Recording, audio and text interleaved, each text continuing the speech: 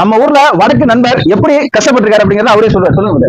इसमें सर ये बिल्डिंग दुकान 10 बजे वर्किंग, काम खराब होल मार के ये लेथ मशीन है अपना, ये दुकान है, यहाँ पे आके संपर्क करें। 10 बजे करीब में अपना चूड़ी उड़ी काटना है, जो भी ट्रेड है इधर मशीन पे काम होता है। लेथ हो गया, चूड़ी हो गया, लेथ कटवाना ये भी हो जाएगा थ्रेड।